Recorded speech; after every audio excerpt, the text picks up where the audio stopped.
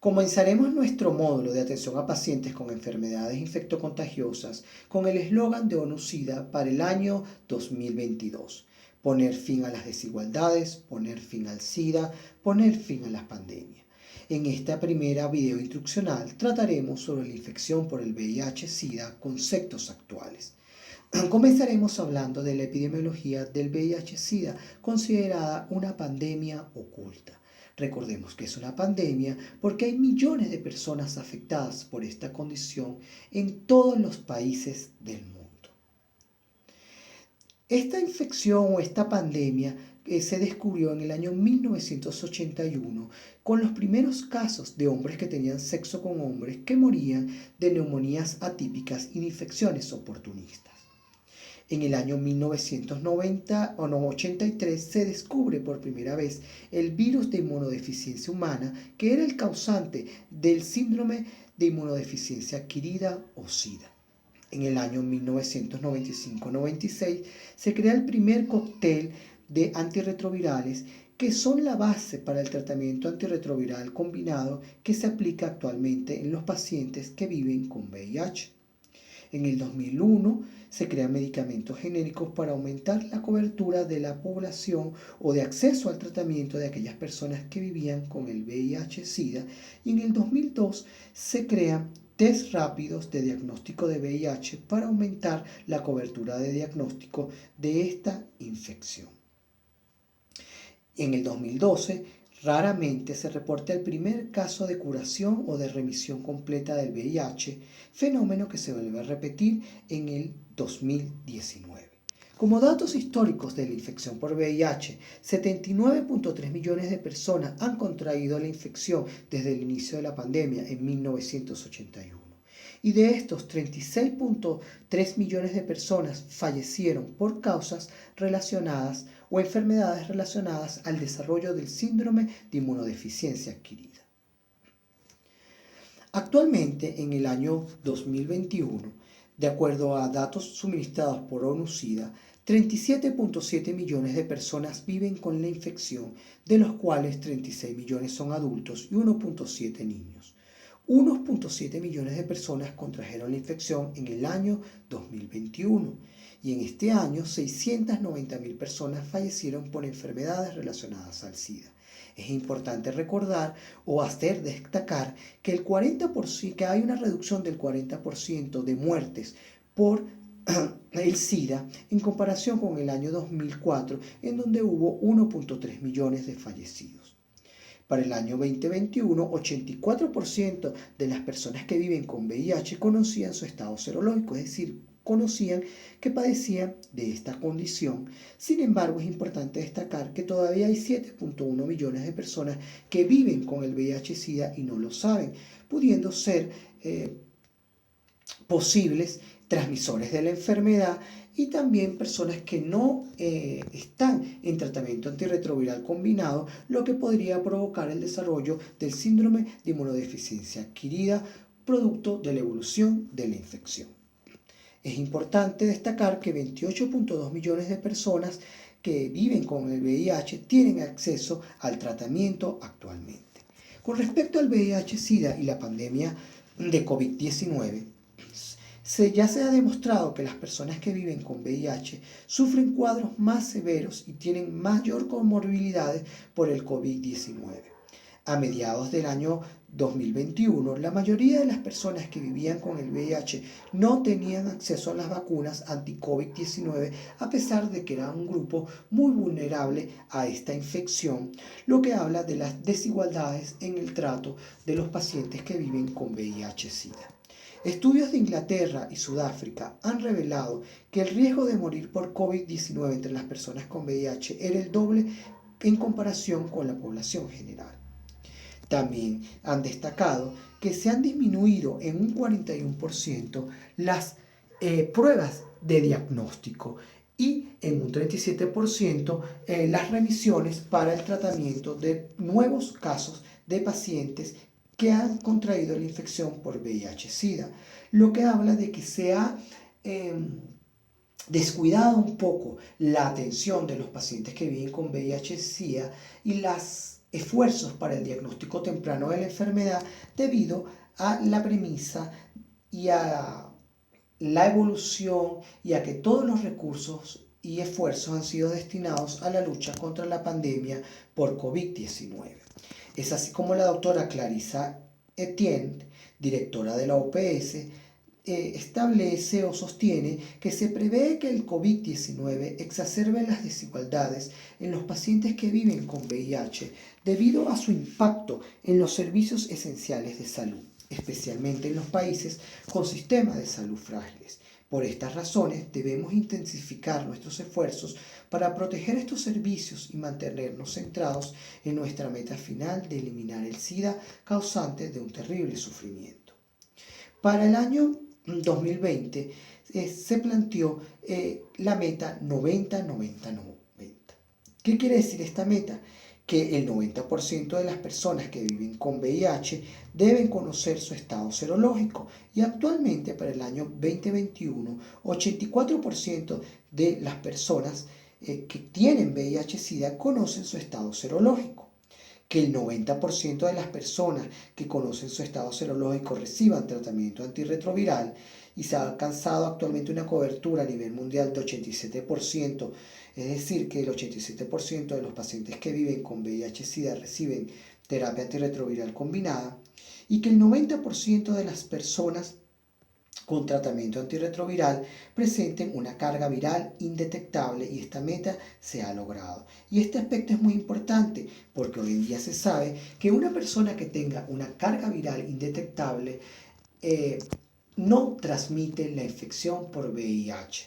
Es decir, como dice el eslogan de UNUSIDA, carga viral indetectable es igual a virus intransmisible. Es decir, a cero transmisibilidad del virus, rompiendo la cadena de transmisión de la infección por VIH y disminuyendo significativamente los nuevos contagios, una herramienta fundamental para la lucha contra esta pandemia. Se han logrado extraordinarios éxitos como el descenso en el 52% de los nuevos contagios en comparación con un pico registrado en el año 1997. Se redujeron las infecciones en niños en un 53% y esto debido a que el 85% de las madres embarazadas que son seropositivas tienen acceso al tratamiento antirretroviral evitando el contagio de sus hijos. Hay un mayor acceso a las pruebas diagnósticas y al tratamiento antirretroviral. Entonces, fíjense en este cuadro cómo podemos observar la evolución desde el año 2000 hasta el año 2020. Y fíjense cómo observamos en el ítem relacionado a nuevas infecciones por VIH. Hemos observado cómo en el 2000 habían 2.9 millones de nuevas infecciones y estas se redujeron a 1.5 millones en el año 2020.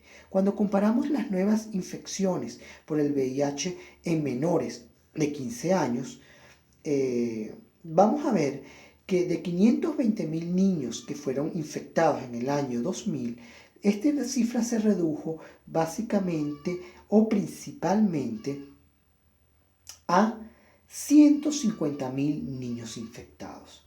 Otro dato importante es las muertes relacionadas con el SIDA, que en el 2000 fueron de 1.500.000 personas y se redujo a 680.000 en el año 2020. Otro indicador importante es el acceso a la terapia antirretroviral, que en el año 2000 solo 560.000 personas tenían acceso a la terapia antirretroviral y en el año 2020 21, 27.5 millones de personas tenían acceso a la terapia antirretroviral. Esto es muy importante porque hay una gran cobertura de tratamiento en los pacientes que viven con VIH-Sida, lo que influye en el menor desarrollo del síndrome de inmunodeficiencia adquirida y las muertes relacionadas con infecciones oportunistas en estos pacientes y además una disminución significativa de la transmisión del virus de VIH. A nivel regional podemos ver en nuestro Caribe y en América Latina que que las personas que viven con VIH para el año 2019-2020 fueron 21 millones en el área de América Latina y 330.000 en el Caribe. Las muertes relacionadas con el SIDA en América Latina fueron 31.000 personas y en el Caribe 6.000. Y las personas que tienen acceso al tratamiento antirretroviral en América Latina son 14 millones de personas, mientras que en el Caribe son 220.000 personas. Cuando hablamos de cobertura de tratamiento por regiones, podemos ver que la región de América Latina tiene una baja tasa de acceso al tratamiento de 66% y en el Caribe de 67%. Cuando vemos esta baja cobertura, simplemente estamos superados por regiones del Oriente Medio y África subsahariana y por Asia y el Pacífico. Es decir, que la cobertura de tratamiento a los pacientes que viven con VIH-Sida en América Latina está por debajo del promedio de 84% establecido y que vimos en las diapositivas anteriores, y muy lejos de la meta del 90-90-90 que les planteamos también en las diapositivas anteriores. Esto plantea un problema muy importante para nuestra región, porque esta baja cobertura de tratamiento puede ocasionar que un mayor número de personas que viven con VIH-Sida desarrollen el SIDA o el síndrome de inmunodeficiencia adquirida con todas las manifestaciones o comorbilidades sistémicas y bucales que podemos observar. Además de que podemos enfrentarnos a un aumento en la cantidad de nuevos casos debido a que hay una mayor propagación del virus al haber menor cantidad de pacientes con carga viral indetectable. Es así como la doctora Carissa habla, directora de la OPS, que estos datos señalan que sin duda la infección por el VIH todavía representa un grave problema de salud pública en América Latina y que debemos hacer frente a las desigualdades, el estigma y la discriminación para asegurarnos de que nadie se quede atrás. Es la razón por la cual este tema debe ser dominado por los odontólogos generales y por los profesionales de la salud que se van a enfrentar cada día más a ver en sus consultas pacientes que viven con VIH-Sida y que pueden desarrollar el síndrome de inmunodeficiencia adquirida. Con respecto a el COVID y la pandemia de VIH, el doctor César Núñez, director regional de ONU-SIDA, nos sostiene o habla de que hay indicios de que desde el inicio de la pandemia de COVID-19 el número de personas que se han realizado la prueba para detectar la infección por el VIH ha disminuido drásticamente, tanto en el Caribe como en América Latina. Según informó la OPS, las personas sin diagnósticos de la infección por el VIH no tienen acceso al tratamiento antirretroviral, por lo que corren el riesgo de perder la vida al desarrollar el SIDA y pueden seguir exponiendo a otros a la infección. El COVID-19 plantea un desafío para la prevención, las pruebas, el tratamiento y los servicios de atención para los pacientes con VIH. Cualquier desaceleración en la prestación de estos servicios dejará a muchos grupos particularmente vulnerables en mayor riesgo de infección por el VIH o muertes relacionadas con el SIDA. En Venezuela se habla de que 100.000 personas viven con la infección, de estos 96.700 son adultos y 3.300 son niños. 2.200 personas contrajeron la infección en el año 2021 y 4.200 fallecieron por enfermedades relacionadas al SIDA. 73.000, es decir, 71% conocía su estado serológico y 56.000 personas, es decir, un 56%, viven con de las personas que viven con VIH-Sida tienen acceso al tratamiento. Esto habla de una bajísima cobertura, aún por debajo de la media de América Latina, que ya está por debajo del resto de los países. En Venezuela, solo el 30% de las embarazadas que viven con VIH reciben terapia antirretroviral combinada y hay una tasa de transmisión vertical bastante elevada de aproximadamente el 30%. Entonces, ¿a qué se enfrenta el paciente que vive con VIH en Venezuela? En primer lugar, se enfrenta a una cobertura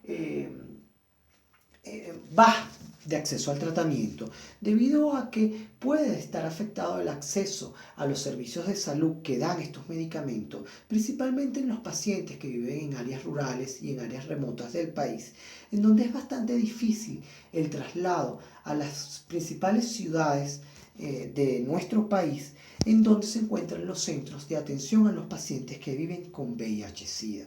Muchas veces cuando estos pacientes asisten a estas consultas, pues hay fallas en el tratamiento y no se les puede dar el tratamiento a tiempo, dificultando aún más que ellos regresen para recibir nuevamente la terapia antirretroviral. Esto podría ser uno de los factores que incidan en la baja cobertura de tratamiento que tenemos en el país.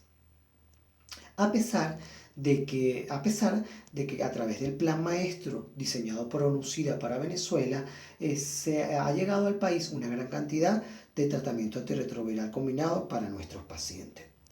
¿En qué se traduce esto?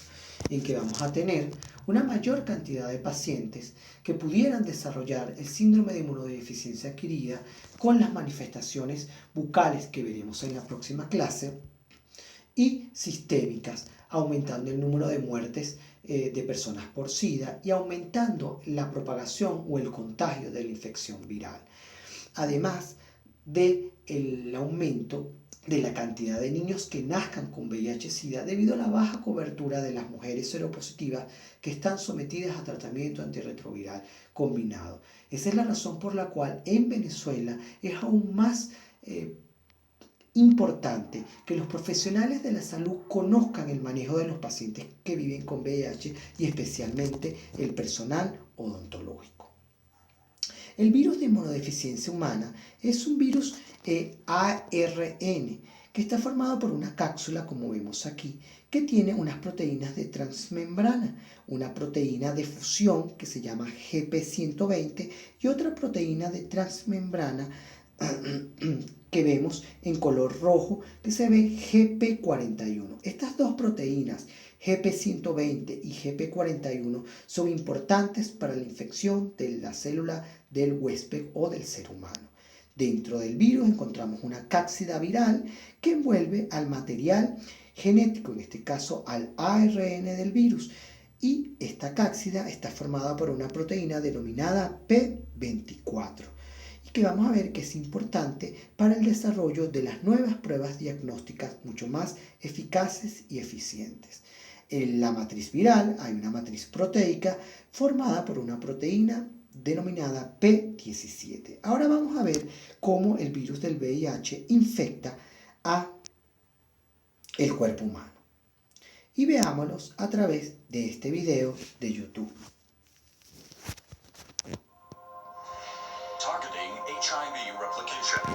La replicación del VIH tiene múltiples pasos que este video explica perfectamente. Cada paso es necesario para la replicación del virus dentro de la célula huésped y para multiplicarse dentro del cuerpo.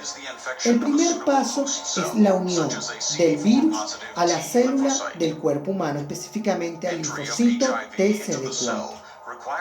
Para eso requiere de receptores de membrana, que quiere decir el linfocito CD4 expresa CD4 y por receptores SR5 y CXCR4, que es el amarillo y las varitas de color verde y morado. El virus tiene esa proteína de membrana que llamamos GP120, que es de color anaranjado, y la GP41 de color azul. Fíjense cómo la GP120 comienza a viajarse y se acopla a través de los correceptores del linfocito CD4 a la proteína CD20. Y una vez que están unidas o acopladas, se despliega la proteína GP41 como si fuera una espiga que atraviesa al linfocito CD4, se retrae o se pliega y comienza a acercar al virus al linfocito CD4. Se fusionan ambas membranas celulares y el material genético del virus y las proteínas y enzimas entran dentro de la célula huésped, dentro del linfocito CD4. Estas son las proteínas integrasas, que son enzimas, proteasas y transcriptasa inversa, que entran junto al material genético del virus.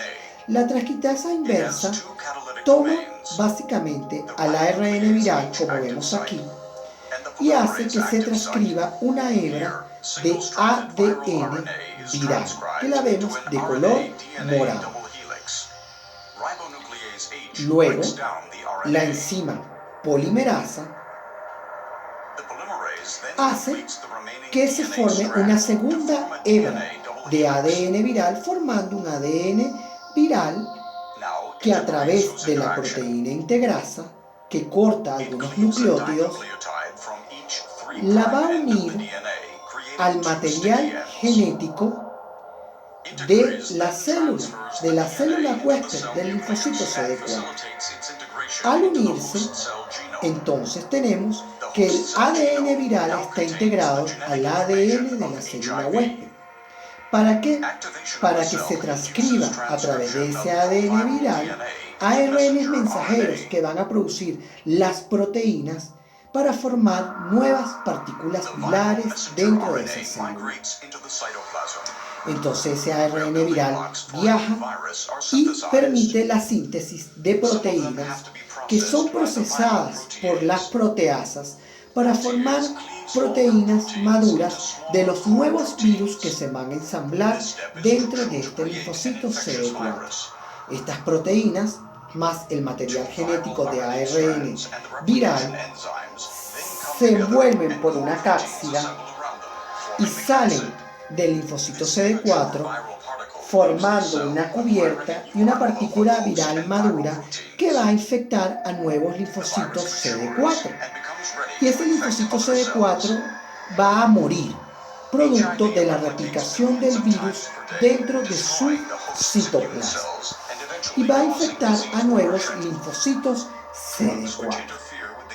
Entonces fíjense cómo a través de este video hemos visto de forma esquemática y muy resumida el mecanismo de infección del VIH. Entonces, ¿qué sucede cuando una persona se infecta con VIH? Hay una primoinfección que ocurre entre la cuarta y octava semana de la infección, es decir, en las primeras 2 semanas luego de adquirida la infección por VIH, que es esta etapa que vemos en esta zona.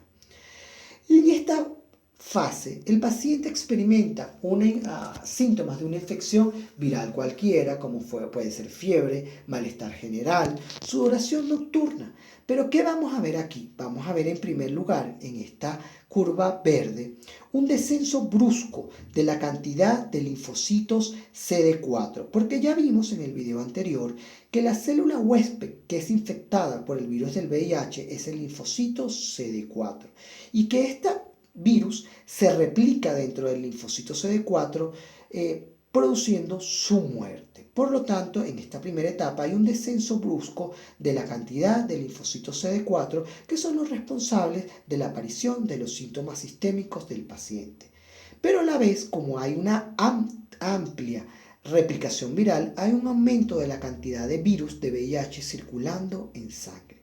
En esta etapa vamos a ver que el paciente puede transmitir fácilmente la infección por VIH y muchas de las pruebas antiguas de diagnóstico daban falsos negativos en esta primera fase o primoinfección del VIH. Luego existe una infección asintomática pero progresiva en donde hay unos niveles estables de virus de VIH replicándose en las células y unos niveles estables de CD4 donde hay una leve disminución de los mismos. Si el paciente no recibe terapia antirretroviral, en aproximadamente 10 años van a desarrollar el síndrome de inmunodeficiencia adquirida, que es la fase final de la enfermedad en donde hay un aumento brusco de la cantidad de virus circulante en sangre y una disminución brusca de los linfocitos CD4, lo que produce una severa inmunosupresión en el paciente, responsable de la aparición de infecciones oportunistas, responsables de la muerte de ellos. Entonces, aquí hay dos aspectos importantes. Lo relevante de que el paciente que vive con VIH-Sida reciba la terapia antirretroviral combinada para evitar que progrese la enfermedad o esta condición y se transforme en el síndrome de inmunodeficiencia adquirida. Y el otro aspecto importante, que la infección por VIH no es igual a SIDA. Actualmente la infección por VIH se considera una condición, como hipertensión, como diabetes, que puede ser controlada y que estos pacientes pueden tener calidad de vida y una vida completamente normal, mientras que el SIDA es la enfermedad que pudiera derivarse de esta condición cuando no es tratada. ¿Por qué es importante los linfocitos CD4 para el sistema inmunológico? Debemos recordar que estos linfocitos CD4 reciben a esta célula que vemos aquí de color amarillo, que es la célula presentadora de antígeno. Ella le presenta un antígeno al linfocito CD4 y el linfocito CD4 libera ciertas citocinas inflamatorias que van a estimular a que los linfocitos B se transformen en plasmocitos y produzcan anticuerpos contra diferentes microorganismos que puedan causar daño en el cuerpo humano. Y esta inmunidad se llama inmunidad humoral. Entonces, si se afecta la cantidad de linfocitos CD4, disminuye la inmunidad humoral, pero también participa en la inmunidad celular. A través del mismo proceso, la célula presentadora de antígeno le presenta un antígeno al linfocito CD4 ayudador o helper, que produce citocinas que van a estimular a los linfocitos CD8 a que se transformen en linfocitos citotóxicos y nos defiendan de microorganismos. Y a esto lo llamamos inmunidad celular. Entonces, al disminuir la cantidad de linfocitos CD4, se afecta el sistema inmune adquirido a través de la afectación de la inmunidad celular y humoral. Pero además hay efectos sistémicos. Efectos sobre el sistema nervioso central, causando neuropatías y encefalitis en estos pacientes. Efectos sobre el sistema hematopoyético, causando afección de la médula ósea y alteraciones en la sangre periférica que se manifiestan por trombocitopenias o disminución de la cantidad de plaquetas, por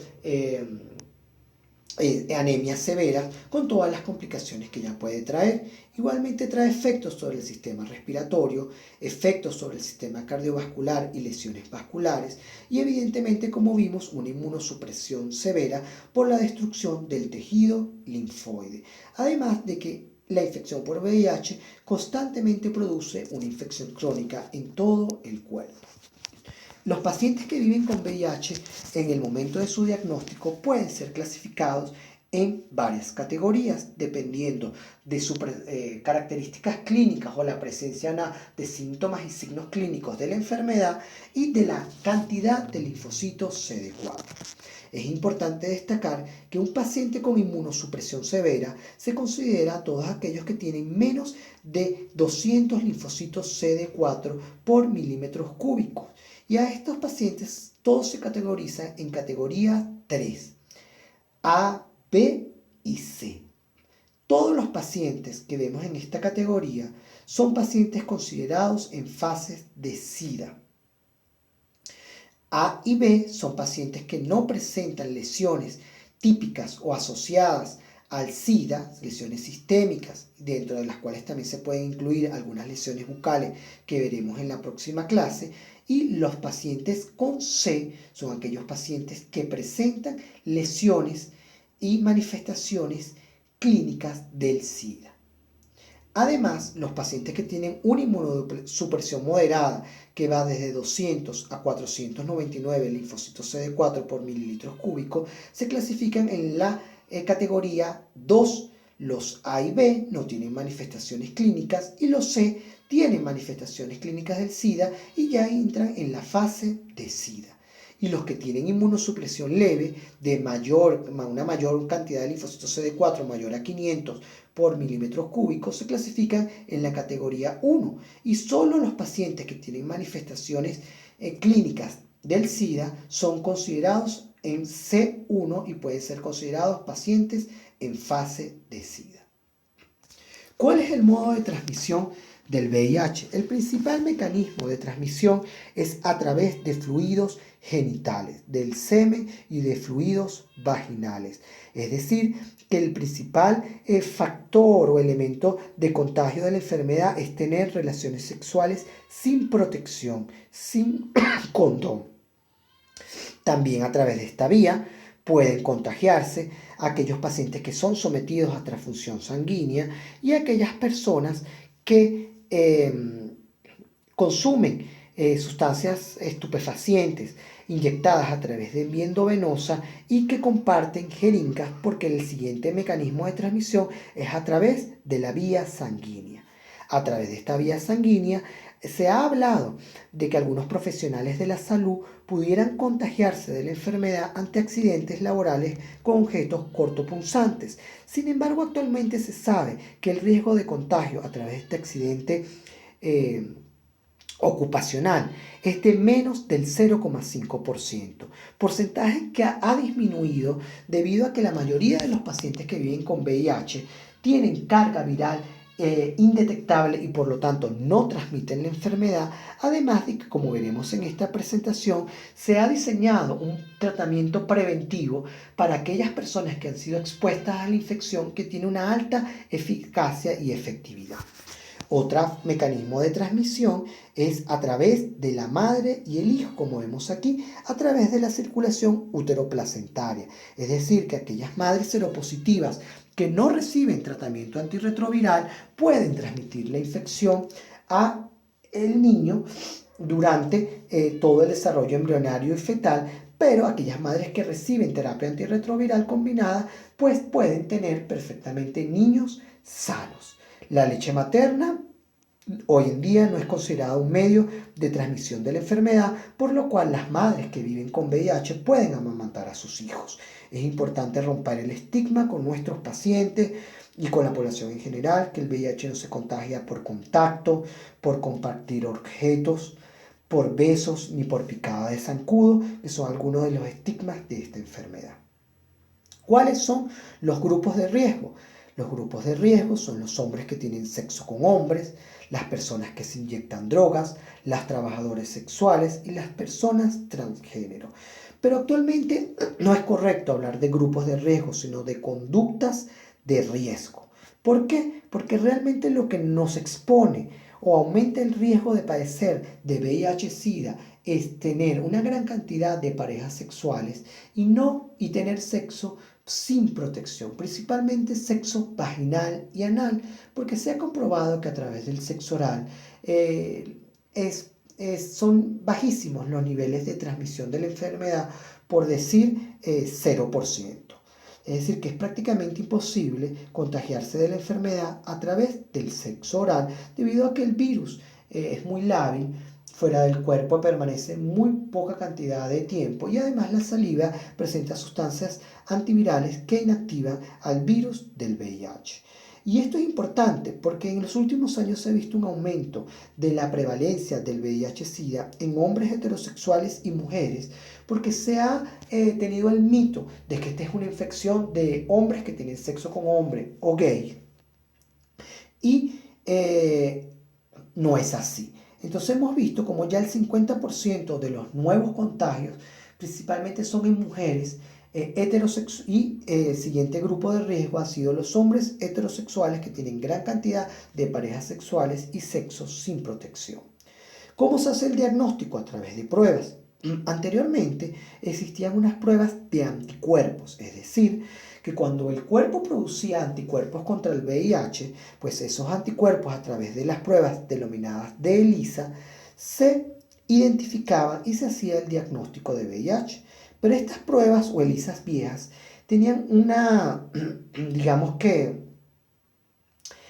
elemento en contra, que el diagnóstico se hacía luego del día 90 de la infección, es decir, luego de los 3 meses en el que el paciente adquiría la infección. Y como vimos en nuestras diapositivas anteriores, los principales días son críticos porque en ese momento el paciente tiene una alta carga viral y es altamente transmisible.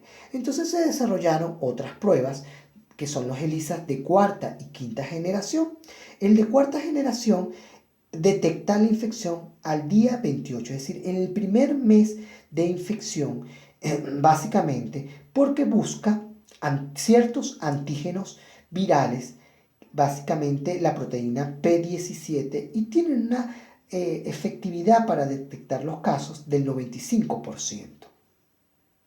Sin embargo, actualmente se ha desarrollado ELISAs de quinta generación que detectan la proteína P24 y tiene un diagnóstico muy rápido en las 2 primeras semanas luego de la infección por VIH. Estas pruebas son rápidas, las realizan los laboratorios de rutina y en pocas horas el paciente obtiene los resultados. Sin embargo, la estándar o el gol estándar para el diagnóstico es el PCR viral, que detecta la infección viral en la primera semana debido a que detecta al virus circulando en sangre. Actualmente no es necesario el PCR viral para el diagnóstico. Básicamente, con pruebas positivas de ELISAs de cuarta y quinta generación, más las características o manifestaciones clínicas del paciente, se hace el diagnóstico de la condición de VIH-Sida, pero en el pasado era necesario siempre confirmarla con un PCR viral.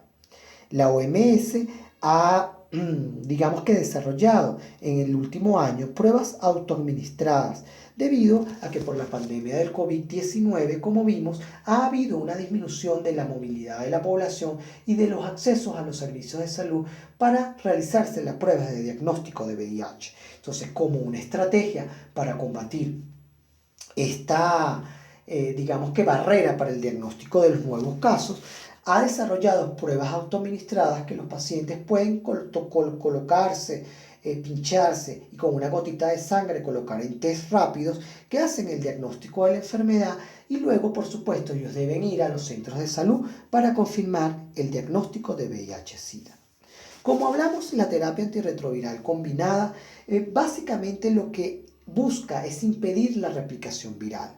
Entonces se utilizan una combinación de medicamentos, unos inhibidores de la fusión que evitan la fusión del virus al linfocito CD4, unos inhibidores de la proteasa que evita que esta enzima proteasa produzca las proteínas necesarias para la replicación viral, y unas antirretrovirales antitranscriptasa reversa que evita que se transcriba el ARN viral y se forme el ADN viral. Es decir, que lo que se busca bloquear es la replicación del virus en la célula huésped. ¿Qué debemos saber acerca del tratamiento? Que los medicamentos contra el VIH no curan la infección, sino que la controlan y ayudan a que las personas que vivan con VIH tengan una vida larga, sana y una mejor calidad de vida, y que esto se transforme en una condición en vez de una enfermedad como anteriormente era considerada o llamada. Las personas con VIH reciben una combinación de medicamentos contra el VIH. Básicamente es una pastilla que aquí en Venezuela se llama Crystega, con la combinación de los 3 antirretrovirales que debe tomar diariamente y que evita y previene que esta infección se transforme de una condición a una enfermedad denominada SIDA. Y que los medicamentos, como les dije, contra el VIH, al hacer que la carga viral sea indetectable en estos pacientes, el riesgo de transmisión disminuya, porque, como ya les dije desde un principio, paciente con carga viral indetectable es intransmisible la enfermedad. Algunas novedades sobre el VIH es que desde el 2007 la ONU-SIDA desarrolló un PrEP, que es un tratamiento profiláctico que ha sido esencial para combatir la propagación del VIH. Es decir, es una combinación de antirretrovirales que los pacientes que están expuestos a relaciones sexuales riesgosas o accidentes laborales lo toman prácticamente o inmediatamente o en 24 horas luego de la exposición al virus, y que si lo toma eficientemente o como se instruye por el infectólogo, tiene una eficacia de 99% para evitar la infección por el VIH.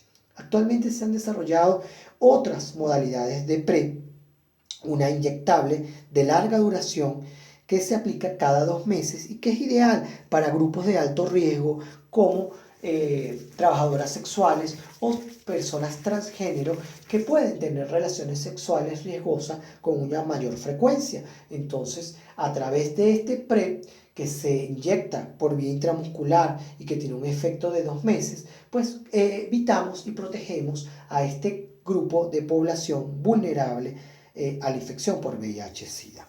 El tratamiento antirretroviral se ha desarrollado dos modalidades de tratamiento antirretroviral de prolongado. Uno que se aplica 6 dosis al año y otra que se aplica solo 2 dosis al año, es decir, cada 6 meses por vía intramuscular. ¿Qué quiere decir esto? Que cada día se simplifica el tratamiento para las personas que viven con VIH, haciendo mucho más fácil el acceso y la aplicación del tratamiento y por lo tanto cada día nos vamos a encontrar en nuestra consulta una mayor cantidad de personas que tienen la condición, personas que viven con VIH y nosotros debemos estar capacitados para su atención. En cuanto a las vacunas, había una vacuna en fase 3 que fue probada en seres humanos, pero que no tuvo resultados exitosos. Sin embargo, hay 3 vacunas desarrolladas en fase 1 contra el VIH utilizando la tecnología del ARN mensajero empleada en la vacuna contra el COVID-19. Y hay nuevos tratamientos. Y les voy a dejar como tarea que observen el video de cómo ocurrió la curación de los 2 pacientes y ya hay una tercera paciente femenina en Argentina que se han curado del VIH. Y básicamente a través de este mecanismo se han desarrollado células inmunes que son resistentes al VIH a través de cultivos celulares que pudieran implantarse en los pacientes con VIH, abriendo las puertas de una inmunoterapia que podría curar o controlar mucho mejor a esta enfermedad. Con esta última avances sobre lo nuevo que se conoce sobre VIH, hemos terminado la presentación y espero verlos en nuestro segundo video instruccional que hablaremos sobre VIH y la salud bucal. Muchísimas gracias por su atención y me despido con esta foto de algunos miembros fundadores y que han trabajado incansablemente en el Centro de Atención a Pacientes con Enfermedades Infectocontagiosas de la Universidad Central de Venezuela. Muchísimas gracias por su atención.